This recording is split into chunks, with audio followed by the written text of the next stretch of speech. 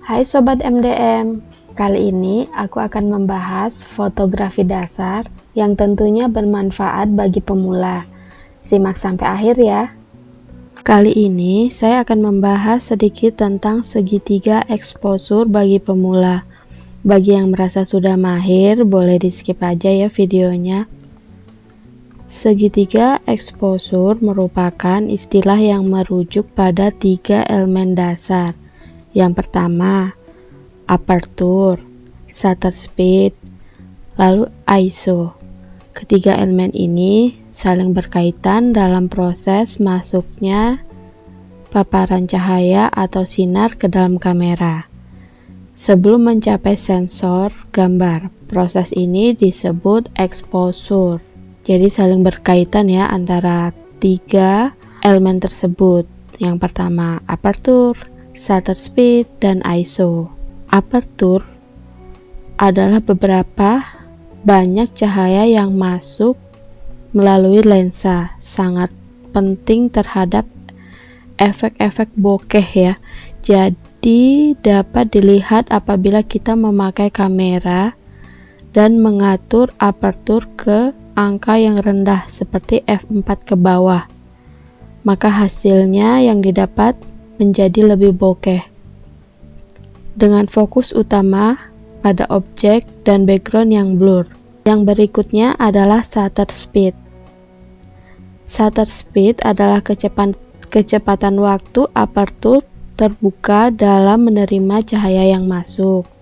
Shutter speed mengatur durasi bukaan jendela sensor ketika menerima paparan cahaya sebelum menutup kembali.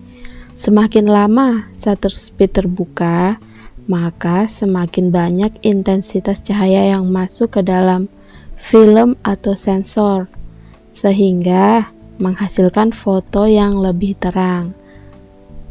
Shutter speed diukur dengan satuan S atau second dan dinyatakan dalam 1/500, 1/250, atau 1/125 dan sebagainya.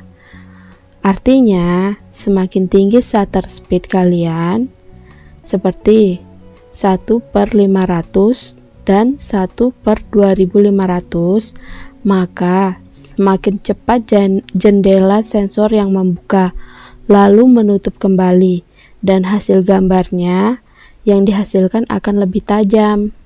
Apabila mengambil foto contoh ya, buah pir yang jatuh dengan nilai shutter speed tinggi seperti 1/125, maka hasil fotonya akan lebih tajam.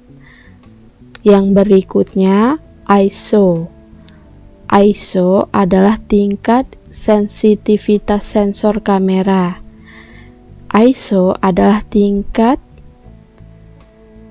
sensor kamera terhadap cahaya. Semakin rendah nilai ISO, maka hasil foto akan semakin gelap. Sebaliknya, jika nilai ISO semakin tinggi, maka semakin terang foto yang dihasilkan.